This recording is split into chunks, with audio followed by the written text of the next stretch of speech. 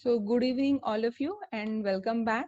So in the previous lecture we talked about the different types of membrane domains, right? Wherein we talked about glycophorins, band 3, right? So and about the differences between the integral and peripheral proteins. So today in this lecture we are going to talk about the lipids and its different types. So it doesn't exist, no, it will be clear once we start doing it, okay? So let's talk about the lipid and its bilayer. So we know that lipids are amphipathetic in nature, right? What does it mean?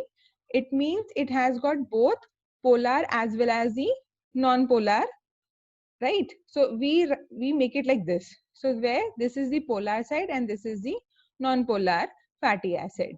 Now, in this case, the lipids, they are the amphipathetic compound. What is the other example of amphipathetic compound we use daily in our household also? Those are the detergents. Okay. Now, what is the phenomenon by which detergent works? So, whenever dirt is there or oil stain is there, so what happened? Detergents also have the polar as well as the non-polar.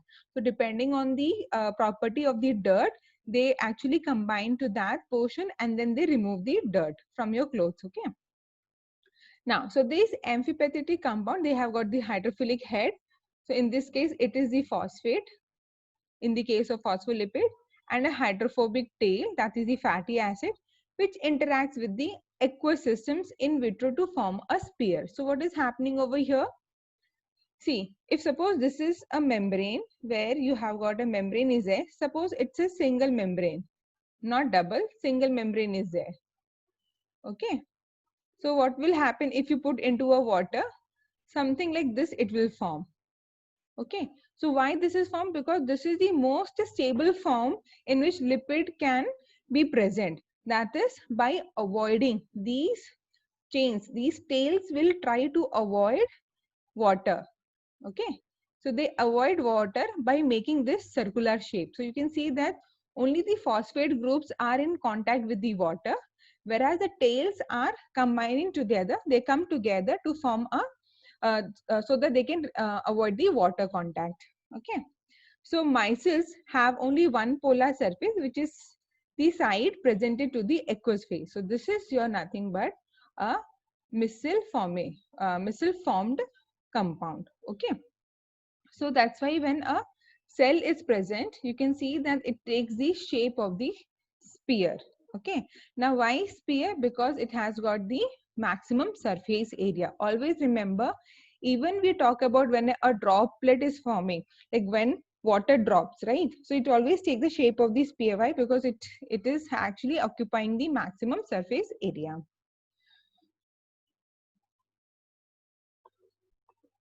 Okay. Now, what happens when these micelles are there? So there are two types are there. Okay. So if suppose this micelle is present in water, for example, oil in water. So you have seen day-to-day life also that when a drop of oil is present on the surface of water, what happens? It's like a circular shape is there. So actually it is forming like this. So you can have a hydrophilic head this side and the hydrophobic region within the inside, that is in order to avoid the contact with the water. Okay. Now similarly, if suppose you have water in oil, so how the micelle formation will be there? Just the opposite. So amphiphilic molecules can form micelles not only in water but also in non-polar organic solvents. In such cases, micelles aggregates are called inverse micelle, because initially you saw that the polar head was outside facing the water. In this case, it is going to be the opposite, because now they try to avoid contact with the oil. So you can see that these tails are there. They are present in the outward condition, whereas the polar head is present together. So they are now avoiding the contact with the water. So what are the two types of micelles now? You have got one in water and one in oil. Okay. I hope this is clear. Let's move on to the next. Now, the structure of micelles is very stable. So depending on the solvents, whether it is the polar solvent or non-polar solvent, it depending on that the micelles will form. Okay, either the normal or the inverse micelles will be forming. Now, Because of hydrophobic interactions between hydrocarbon chains and attraction of polar head, they group to water. So micelles are important in intestinal digestion and also absorption of lipids. So these micelles are also formed when you ingest your food. So basically when you eat your junk or like pakoras or anything which is rich in oil, so what happens, it needs to get digested, right? So what happens in our body also, these lipids or the fats are there, they take the formation of micelle, and then that micelle gets surrounded by the lipoproteins, and then they are actually taken into different parts of your body so that they get digested. So this and all we'll study once we start the human physiology. Okay. Let me know in between if suppose any topic is not clear. So you can stop me in between. Yes. Now look it over here. So the mobility of lipid components in the membrane. Okay. So this already we have studied about the flip-flop and the rotational lateral movement of lipids. This is just a revision of that. So lipid bilayer, not rigid and static structure. Yes, we know that because it's always in the movement. They can rotate freely around their long axis and diffuse laterally within the each leaflets. So this also we know that when they are present on the membrane, so they can undergo lateral movement. So this also we have studied, right? So suppose membrane is there, you have got your lipids. So from this region to another region, they can actually travel. Okay, so this is called your lateral movement.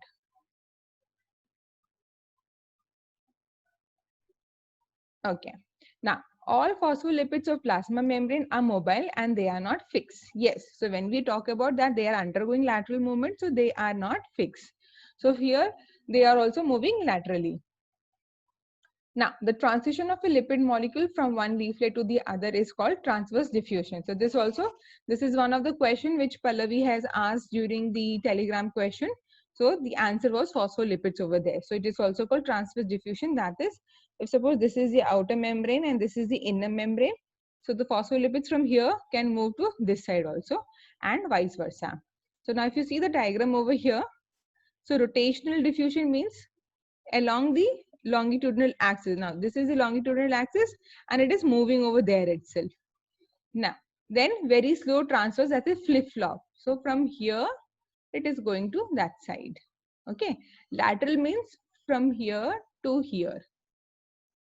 Then rapid flexing of hydrocarbon chains, that is you can have your hydrocarbon chains moving. Okay, so these are the by different ways by which your lipids can actually show the mobility. So please remember, so we talked about the rotational, lateral, transverse movement of the lipid molecules. Now, this also we have discussed in the earlier classes about the flipase, flopase, and scramblase, right?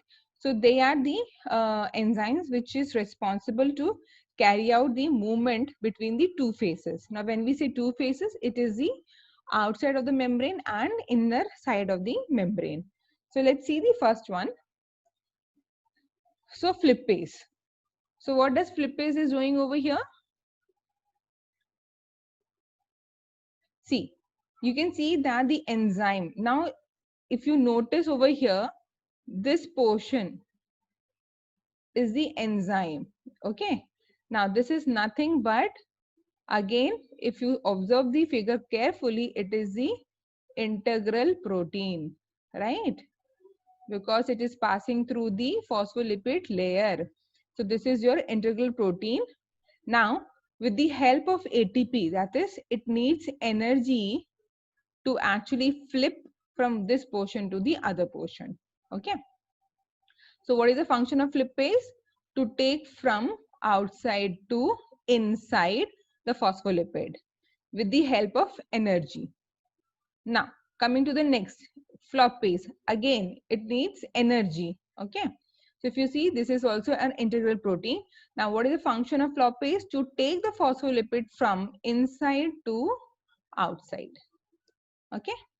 Now, similarly, we have scramblase. Now, this scramblase can actually take either inside to outside or outside to inside. So it is like in any direction it can take. And this is the enzyme which is responsible to take PS, our phosphatidylserine molecule, to outside during apoptosis, if you remember from our previous lecture. Okay. So I hope this is clear. So what you have to remember is that both flippase and floppase, they require ATP molecule, that is energy, in order to carry out the movement from outside to inside or inside to outside. Remember, flippase is the enzyme which takes from outside to inside, floppase from inside to outside, scramblase in any direction. Okay. So I hope this is clear. So this figure, please remember. So if you study bio with the help of the figures, it is more clear and you can also remember throughout your life. Okay, so moving on to the next. Now lipid rafts. So this already I have mentioned once. Now this is very important because one of the question was talking about the cholera toxin. Now how lipid rafts and cholera toxins are involved, we are going to discuss now. Okay. Yes.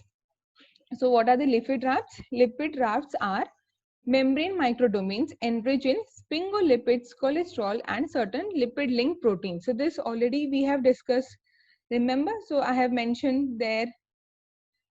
So I mentioned that in the plasma membrane, if suppose this is the outside of the membrane, you can see that there are certain lipids.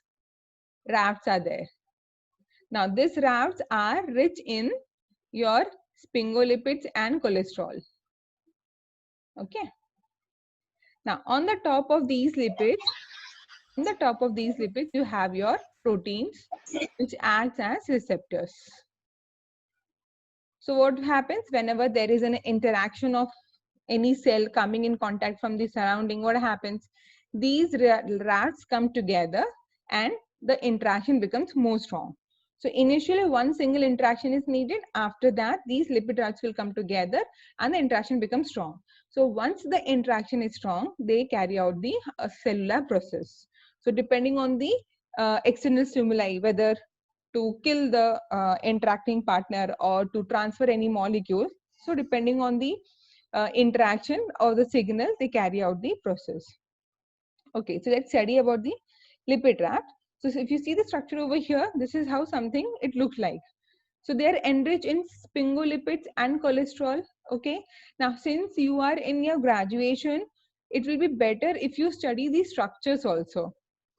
So I really want you guys to study the structures of cholesterol and the other lipids we talked about, PC, phosphatidylcholine, phosphatidylserine,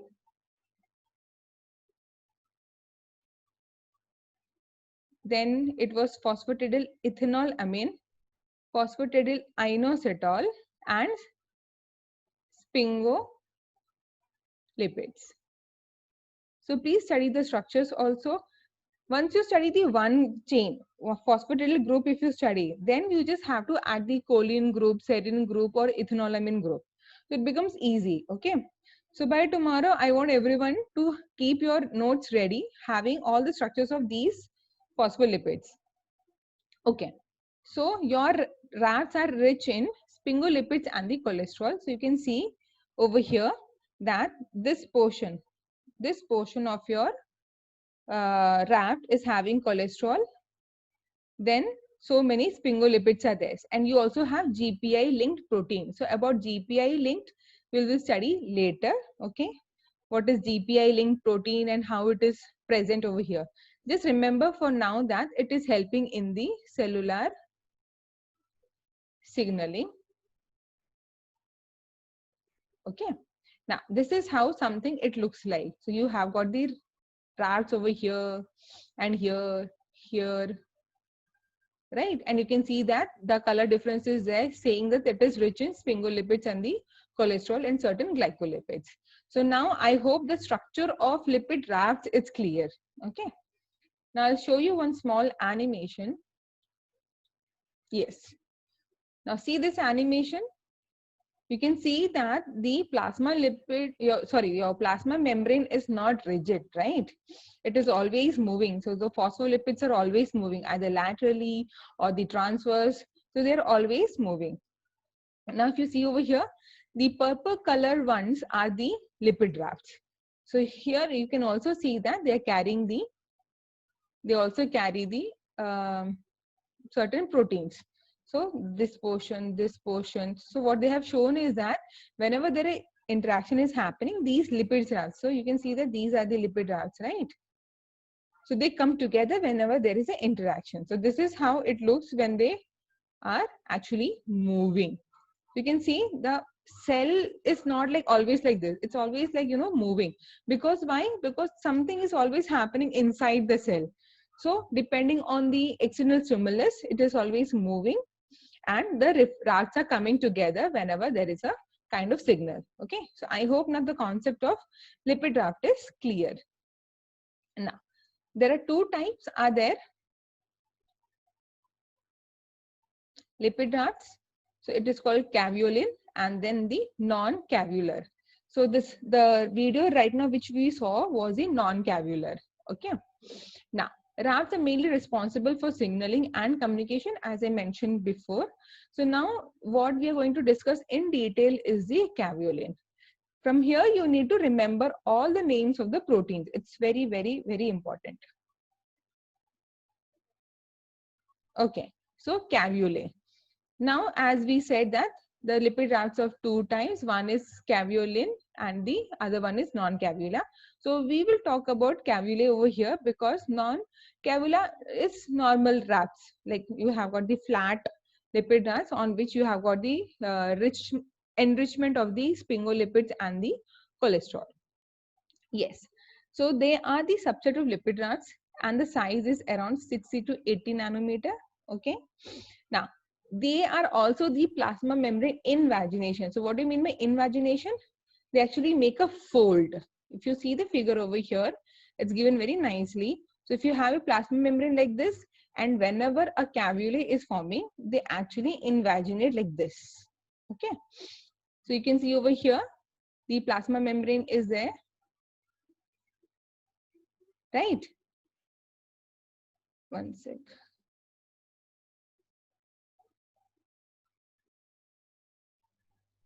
So you have got the plasma membrane like this.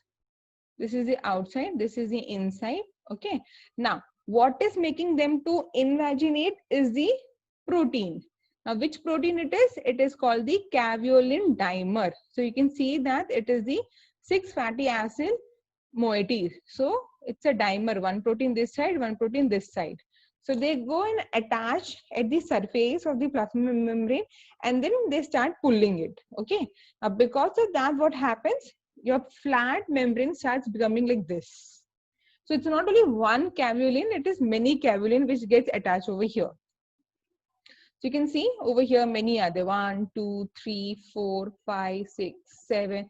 So all these caveolin proteins, they go and attach to the plasma membrane surface, and with the help of the ATP, they start actually constructing it. So what will happen? The flat plasma membrane will start becoming an invagination, and because of which it will start forming a raft, caveolin raft. Okay.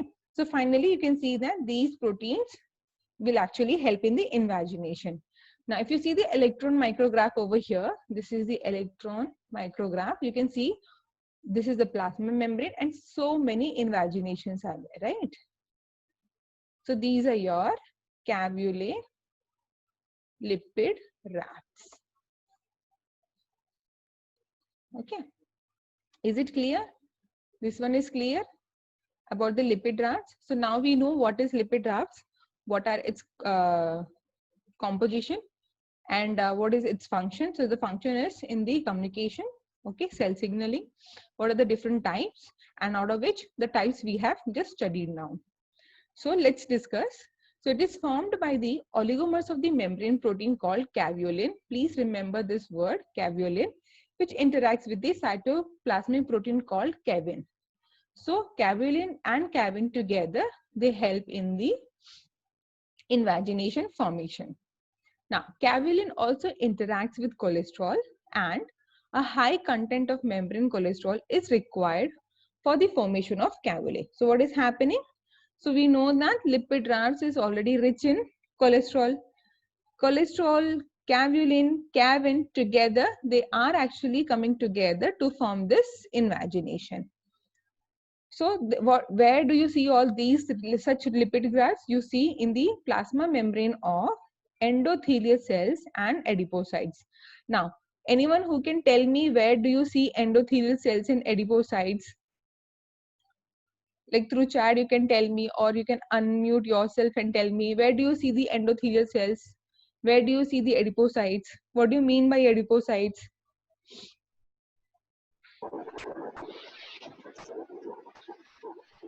Yes? Who can answer me? Yes, yes, Pallavi, you are correct. Ma'am, cells which stores fats are adipocytes. Very good. And what about the endothelial cells?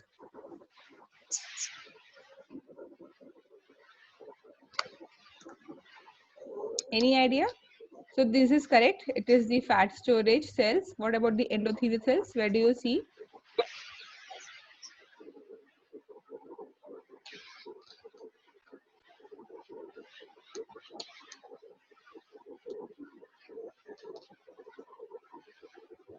Pallavi says it's inner cells beneath the membrane. No, it is not. Have you heard of blood vessels? Yeah? Your blood vessels are nothing but made up of these endothelial cells. Okay? Yeah. So now we know that. So if suppose someone is asking, where do you see maximum invagination like lipid rafts? Now you know the answer. It is the endothelial cells and the adipocytes. Okay. Okay. So now they're involved in variety of cellular activities. This already we have said that lipid rafts are involved in cell signaling, regulation of lipid transport, protection of the plasma membrane against the mechanical stress. Okay. So actually what happens is like when it's like a shock absorber.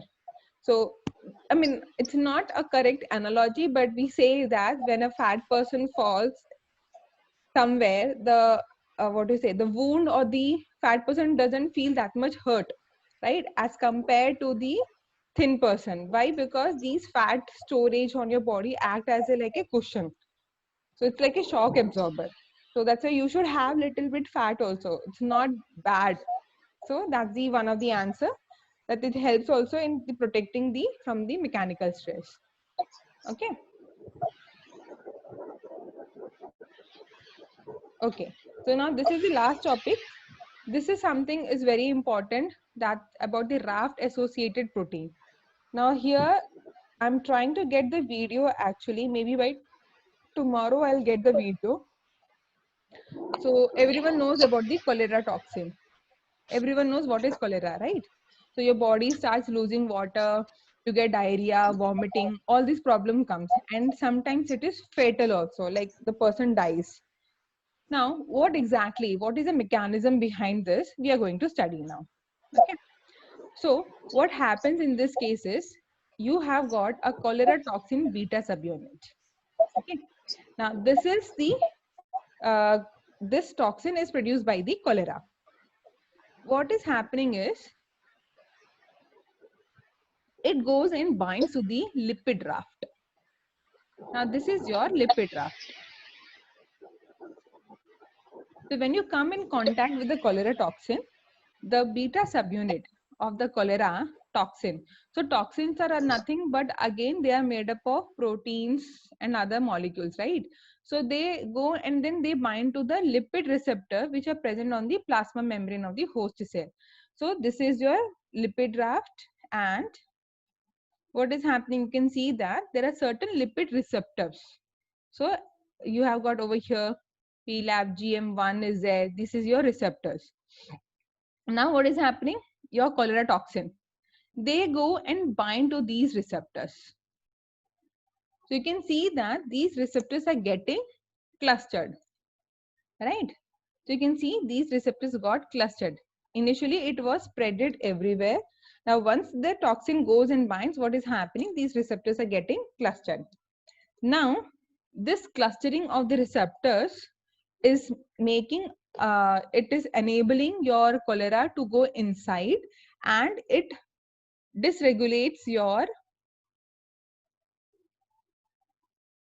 Na plus and chloride channels.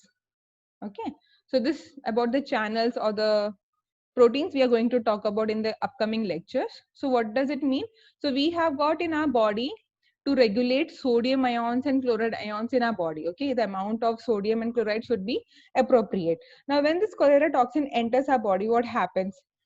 The balance is gone. Okay, our time is getting over. We have 10 minutes. Okay, so the balance is gone, and because of this, what happens? Most of the time they actually, the balance is gone. So because of this, what will happen? Our body will not be able to regulate the water balance, sodium balance, and the chloride balance, and because of which we get the diarrhea. We start getting vomiting, and because of this extreme dehydration, the person dies, and that's how it becomes very fatal. So what is the reason? Now you know that it is caused by the caused by the cholera, and it is a toxin which goes and binds to the lipid rafts of the host membrane. Now once they go and bind, they actually bring the receptors together and gets the entry inside the host cell, and this regulates the balance of the water, sodium, and chloride. So this is how the cholera is affecting us. Okay, this is clear. Is it clear to everyone?